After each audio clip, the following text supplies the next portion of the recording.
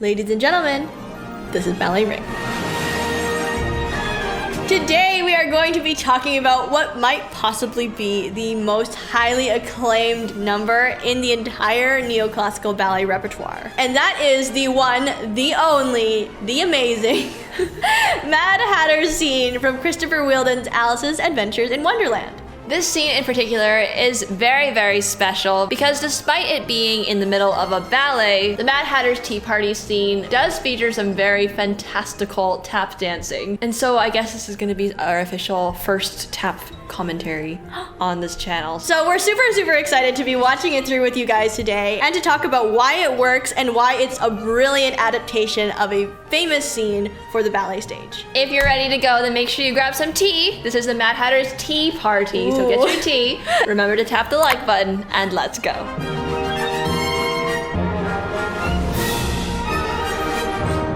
Speaking of tappers and fancy shoes, we're so proud to announce that today's video is sponsored generously by 7 or 9. They very kindly sent us 2 beautiful pairs of shoes from their Air Touch Foam Heel series. For us as dancers, we really prioritize taking care of our feet and our foot and ankle health in general because of the work that we have to do as dancers. So we've always been on the lookout for, good, comfortable shoes that we can wear anywhere outside of the ballet studio. And 7 or 9 100% fits the bill. I feel like of all the heels we've tried, these are quite possibly the most stable heels on the market right now. Even the way they position the heel, it's like right underneath your center of balance. Exactly. So it's just, your foot just feels so stable and secure. All the science behind 7 or 9's shoes is actually incredible. And I mean, you look at, all the other shoes, like sneakers and running shoes and things like that. For athletes, the technology is so advanced, to distribute shock and to protect the joints in the feet in all the right places. We love 7 or 9 because they took those same sort of elements and those same concepts and packaged it all into this beautiful aesthetic heel that you can wear literally all day. Like the heel in the back here, it's like suede. Yes. It also has a bit of cushioning, so it's not gonna pinch your Achilles tendon, which is important for us so dancers. important for our dancers. Also down here in the toes, it's like a very soft, moisture-wicking cushion on the bottom. It's so pillowy soft, you guys. And the funnest part, aside from just like the incredible engineering of the shoes, is the fact that they have all these cute accessories that you can put on the shoes. We're absolutely in love with these new shoes, and if you want to get your very own exquisitely engineered shoes, please check the link in the description box and use the code BALLETR79 to get 15% off your order. And of course, thank you so much to 7 or 9 for sponsoring today's video and putting so much hard work and research into helping every woman walk freely. Before we jump into the commentary, of course, we'll give you your customary context regarding the scene. So Christopher Wheeldon's Alice's Adventures in Wonderland, obviously based off of the novel of the same name written by Lewis Carroll. And the Mad Hatter's Tea Party, namely, is probably the most renowned, most iconic scene in pretty much any adaptation of Alice, whether it be the original book form or in movie form, and also obviously in the ballet form. This particular scene appears in chapter 7 of the original novel, and it kind of documents Alice's very trippy encounter with the Mad Hatter, the March Hare, and the very sleepy Dormouse. The basic concept of the scene is quite simple, obviously with Alice sitting down with the 3 characters for tea, but the main focal point of this chapter is really on the amount of dialogue and conversation that is in this chapter. There's not a whole lot of action per se. It's purely about the dialogue and just the brilliance of the conversation that goes on. So much wordplay. There's riddles. There's not puns, but they're like 100% puns. But puns. I think that's definitely one of the things that makes this chapter so iconic and such a standout. I think it would have been a very fun challenge for Mr. Wheeldon to take such a dialogue-heavy chapter and translate that into a completely non-verbal scene in a ballet. And as you guys will see in a moment, the entire scene comes together in such an incredible way. It's absolutely brilliant. We'll just jump straight into it so you guys can see what we're talking about because it is absolutely incredible.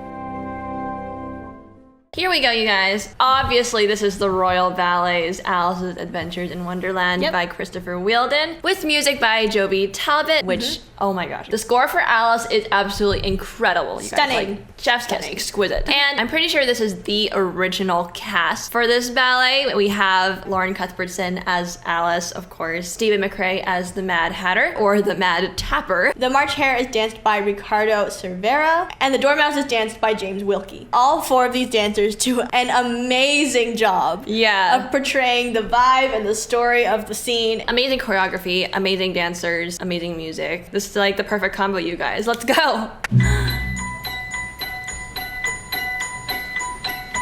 Already, like the sets, you guys. Yeah, the sets are absolutely phenomenal. Like, if you look closely, like, you know how in the story they have that really long table with all the different cups and saucers around, and then they have one big armchair on one side of it? That's exactly what we're seeing here, and I think it's really cool that in the ballet it's like a little mini stage, but if you look at all the lights, they're actually little teacups, which is so adorable. Like all those tea settings that they have around the table. Yeah, it's a really unique twist on this classic scene. It's so cool.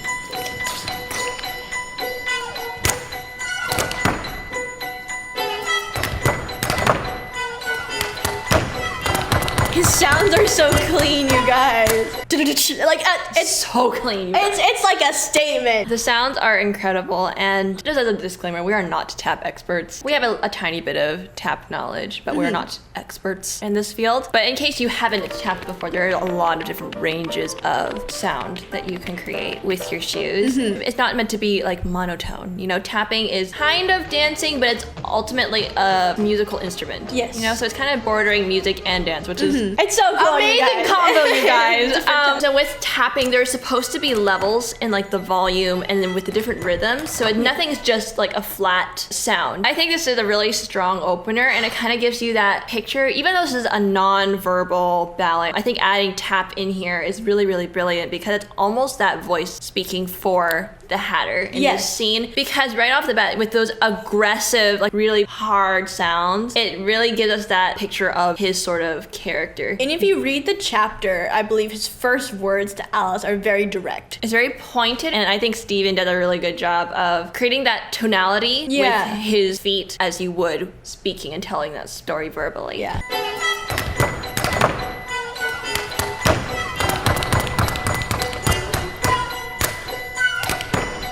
The look in his eyes, it's so piercing, it's so arresting. It's wild. It really is wild. Like, it's mad. It is. It's mad. How do you capture that through your eyes?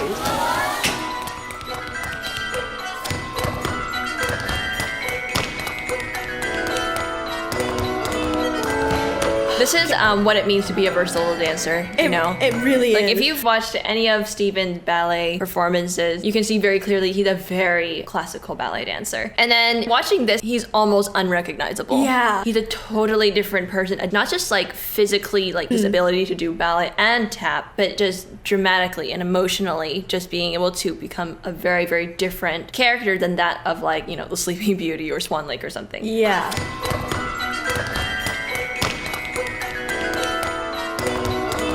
Crystal clear sounds.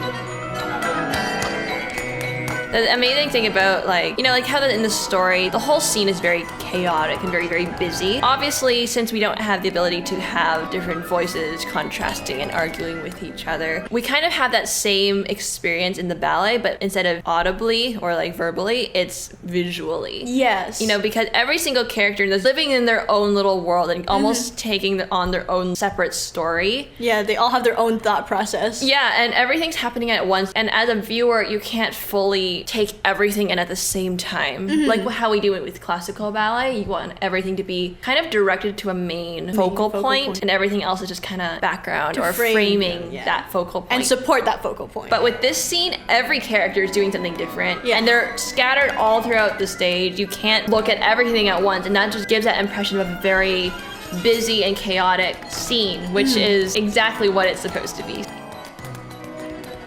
Honestly, this piece is a definition of never let them know your next move. Seriously. They sort of interrupt each other with a choreographic perspective. Exactly. You know, in the book, they're interrupting each other a lot, changing topics every which way. Yeah. And so the choreography shows that overlapping and everything's in chaos.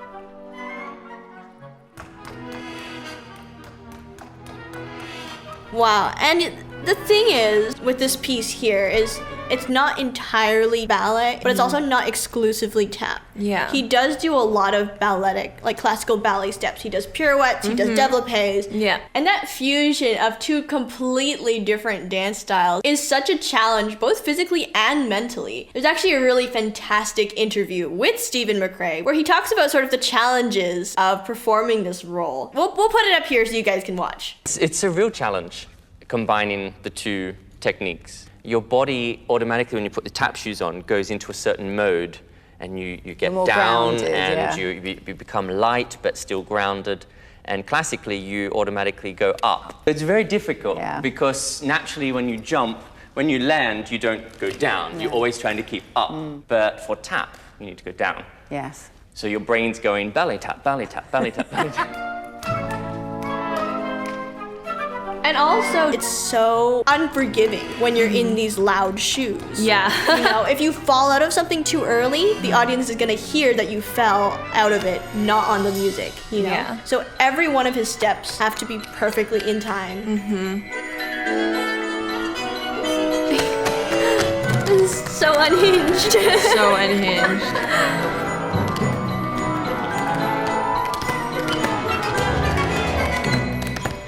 Oh, the sound. The sound. That is so satisfying. That was so good. That like scratched an itch in my brain that like I didn't know was there. Tap is always addictive. Like, give me any tap number, it's gonna be in my addictive list.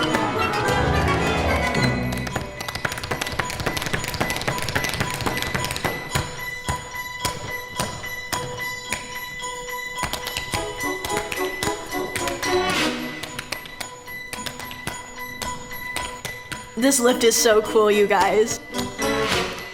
It looks like she's just levitating. I know, it literally looks like she stopped midair. Like, that's how clean it was. That's so clean. And for those of you that are wondering how the lift works, she jumps and the March hare behind her grabs her by the thigh, holding her up. And the dormouse has her around the waist just for balance and stability. This is such a cool lift, you guys. And I think the execution getting into it, absolutely seamless. You never saw it coming. She just runs and boom, she's there. Yeah. And then these guys they're so funny. I like his little tail thing. I know, the little tail thing is so funny. Oh, wow. And those are hard, that the cleanliness. So clean. It's so satisfying, you guys.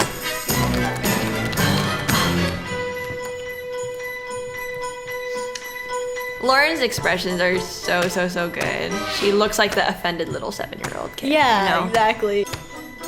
It's that awe and that wonder and like also confusion because like 1 minute they're dancing with her and having a good time and the next moment they're arguing against her and they're coming and pointing fingers at her and it's a very confusing scene for Alice. Can we take a moment to appreciate These berets going backwards? Yes. Oh. Stunning!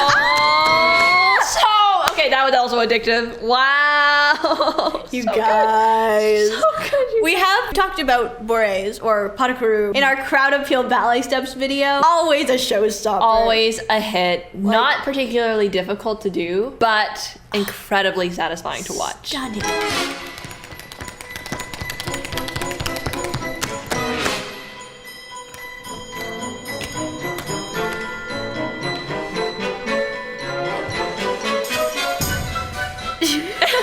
She's just like, thanks, I guess. Thank you.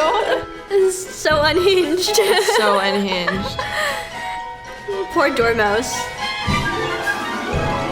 There's so much action. Like the expressions need to be always changing. Always changing. Like as fast as the topic changes, as the mood changes, as the steps change, that expression needs to be giving something different every time. yeah.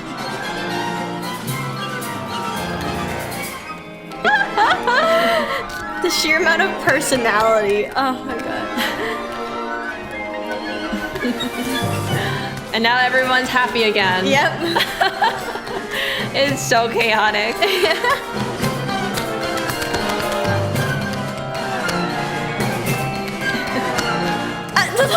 March Hare. It's so funny.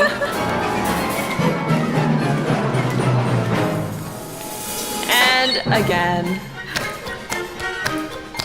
So incredible.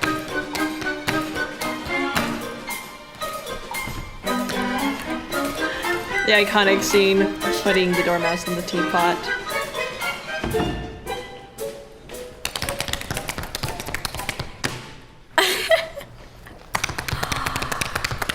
Crisp. Oh! Alice last turn! Oh That my last putting on god! that The hat last was oh! Exultant. Oh. Just like reveling in his madness. Brilliant Ridiculous. show. That- Brilliant show from all. That last passage where she has the hat and he comes up. Incredible drawback sequence and then boom, like Insane cleanliness. So good. I just need to watch that last section again. Watch.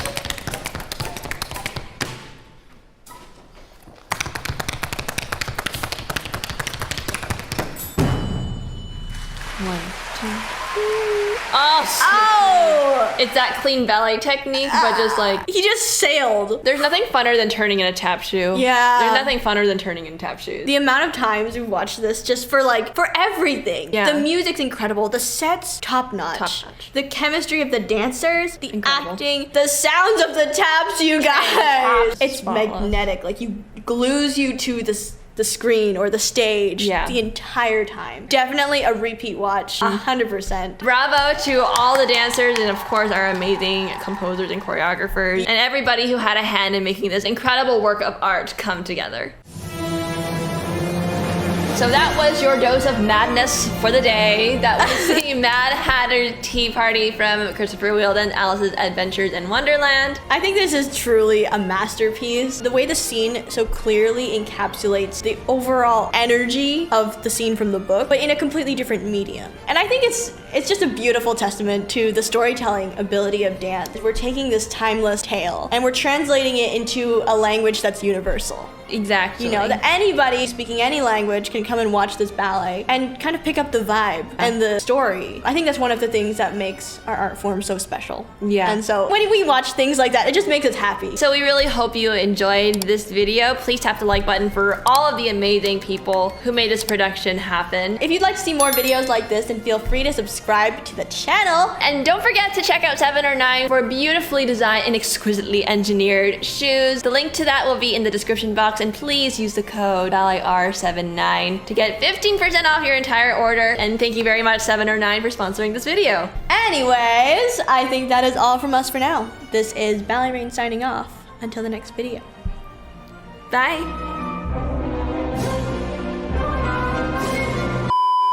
Ladies and gentlemen.